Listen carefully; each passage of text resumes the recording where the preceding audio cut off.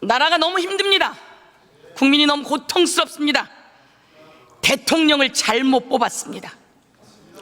대통령이 이렇게까지 무능할 줄은 몰랐습니다. 대통령이 이렇게까지 무대뽀일 수일까요? 대통령이 이렇게까지 무책임할까요? 윤석열 대통령 되고 이제 2년 반 지나 반환점을 돌았습니다. 윤석열 대통령 2년 반 지나 민주화 이후 최저의 지지율입니다. 24%.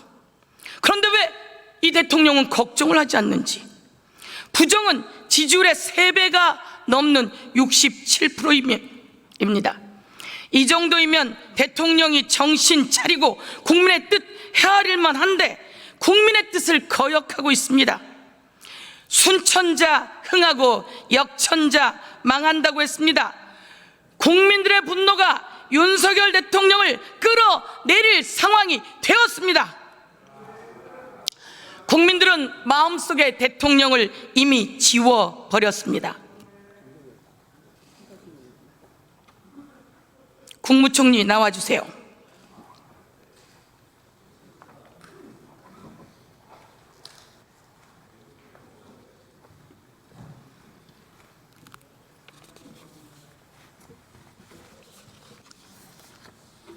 안녕하십니까? 네, 안녕하십니까? 대통령이 생각보다 못하지요? 대통령으로서 훌륭하게 하고 계시다고 생각합니다.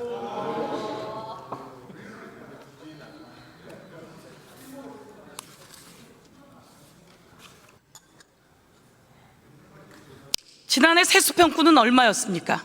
죄송합니다. 지난해 세수평가는 얼마였습니까? 지난해는 56조 정도. 56조 세수평가가 났습니다. 경제가 어렵죠? 경제가 어렵죠? 경제는 회복되고 있습니다. 경제가 어렵죠? 회복되고 작년엔 세수평가 56조, 올해는 세수평가가 얼마라고 예측되고 있습니까? 글쎄요, 내일 경제 쪽에서 얘기를 하겠습니다만은 한 30조 정도 되지 않나 이렇게 저는 들은 것 같습니다. 그렇습니다. 정확한 숫자는 지난해엔 56조, 올해는 30조 더 늘어날 가능성이 높다고 합니다. 경제가 이렇게 어려워졌는데 대통령이 경제 잘합니까? 윤석열 대통령 경제 잘합니까? 제가 말씀드릴게요. 우선 민생은 아직 어렵습니다. 그러나 경제의 위기를 지난 2년 동안에 극복하고 우리 경제를 회복시키고 그리고 앞으로의 잠재적 성장률을 높이기 위한 개혁의 바탕을 마련했다 이렇게 생각합니다. 어느 정부도 그렇게 하기 쉽지 않습니다. 자, 국무총리가 그런 생각을 하면 안 되죠. 아닙니다. 대통령이 잘못하면 총리라도 정신을 차려야죠. 그건 올바른 국무총리 방향으로 이거 가고 보세요. 있는 겁니다. 네. 코로나 때도 이렇지 않았어요. 코로나를 거쳐오면서 문재인 정부가 흑자를 냈어요. 그런데 윤석열 정부가 경제를 다 망가뜨렸어요. 작년에 56조 세수펑크가 나고 다 망가뜨리고 나서 조금 나아졌다고 하는데 올해도 30조 세수펑크예요. 그런데 나아졌다고 합니까? 대통령이 정신을 못 차리고 경제를 못 챙기면 총리라도 경제를 챙기고 정신을 차리고 국민 앞에 잘못됐다고 하고 대책을 만들어야 되는 거 아니겠습니까? 대책을 만들었기 때문에 우리가 2%로 인플레가 내려가고 올해 2.5% 성장을 하고 770억 불 경상수지 흑자를 내고 그리고 고용률은 역사상 가장 높은 고용률, 특히 25세부터 29세까지 72.3%의 고용률을 보이고 정신을 있습니다. 아직도 못 차리고 있군요. 아닙니다. 민생은 어렵습니다. 현장이 민생이 고통스럽다는 걸 모두 다 느끼고 있는데 그 어려운 코로나 때보다도 더 못하다는데 왜 이렇게 엉뚱한 소리를 해야 되죠? 내가 기재위를 2년 동안 했어요. 그런 동안 매번 하는 이야기가 기재부 장관의 이야기가 그거예요. 의원님 좀 나아집니다. 나아지기는 뭐가 나아졌다는 겁니까? 자, 제가 하나 질문할게요. 화면 한번 틀어봐 주세요. 대통령이 경제도 못 살리고 대통령이 잘하는 게 없어요. 김건희 여사 발언 한번 들어봐 주세요.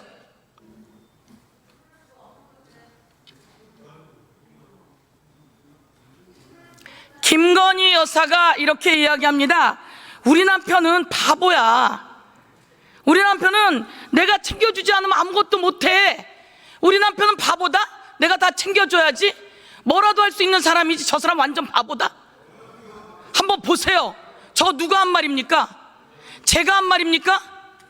의원님, 저 말이 왜 이렇게 입에 착착 달라붙는 거예요? 의원님. 저 말이 시중에 모든 사람이 하는 말이에요. 의원님, 우리 남편은 바보다. 내가 다 챙겨줘야지. 뭐라도 할 수 있는 사람이지. 저 사람 완전 바보다. 김건희 여사는 왜 저런 이야기를 하는 겁니까? 의원님, 의원님께서는 남의 가정에서 일어나는 일을 그렇게 열심히 공부하십니까? 아니, 저는 이해하기가 어렵습니다. 이해하기가 어렵습니다. 그리고요.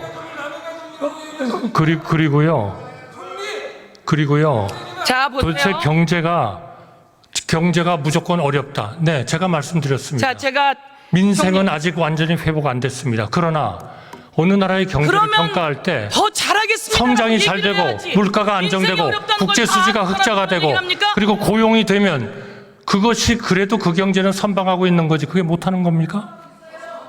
온 세계 경제가 좋아졌어요. 그런데 온 세계가 대한민국은 회복되고 있다고 얘기를 하고 있는 겁니다. 온 세계가 그렇게 얘기를 하고 있어요.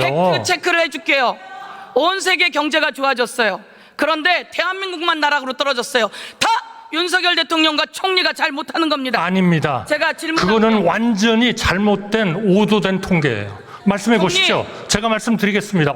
어떤 통계입니까? 국민은 대통령을 뭐라고 이야기합니까? 아니, 어떤 통계입니까? 국민이 대통령을 어떤 통계가 전 세계가 대한민국을 엉터리라고 합니까? 총리, 지난해 전 세계 경제 성장 지수는 2.6까지 가고 있었어요. 올해는 그런데 우리나라 2.6%잖아요. 경제 성장이 몇 가지 찍었습니까? 올해는 2.6%잖아요. 우리나라 경제 성장 아니, 몇 가지 찍었어요? 작년 한 해 가지고 먹고 삽니까? 올해 초반에 이러다가 지금 떨어지고 아니, 작년 한 해 가지고 먹고 살아요? 이 사람이 올해 2.5%죠? 내년에 2.2%죠? 잠깐만요. 잠깐만요. 아니, 저는 윤석열 대통령 되고 얼마 지났어요?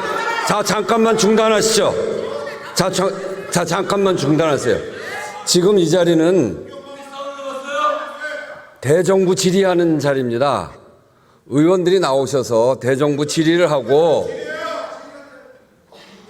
대정부 질의하고 답변자인 국무위원은 나와서 질의에 답변하는 겁니다. 이게 이렇게 되면 좀 얘기 들으세요. 이렇게 되면 서로 질문도 격해지고 답변도 격해져서 답변하는 분이 오히려 질문을 하고 이렇게 되면 이게 대정부 질의가 안 됩니다. 질문자가 질의를 하면 그것을 잘 듣고 답변하시고 그렇게 하시는 게 옳습니다. 네, 주의해 주시기 바랍니다.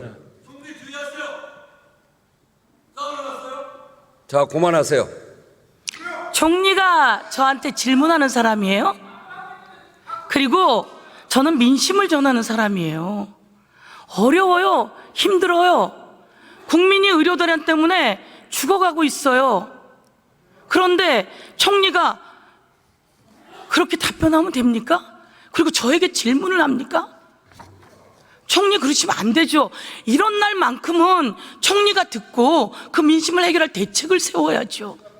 근데 총리는 무슨 생각을 하고 나오신 거예요? 그러시면 안 됩니다.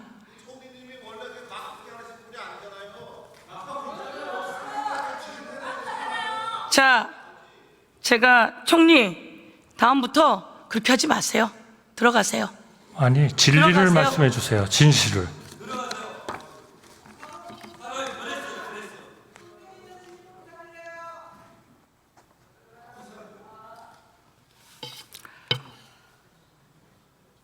여러분, 대통령 윤석열 대통령 되고 대한민국이 너무 어려워요.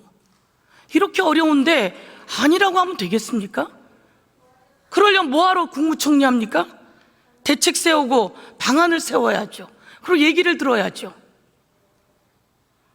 박성재 장관 나와 주십시오.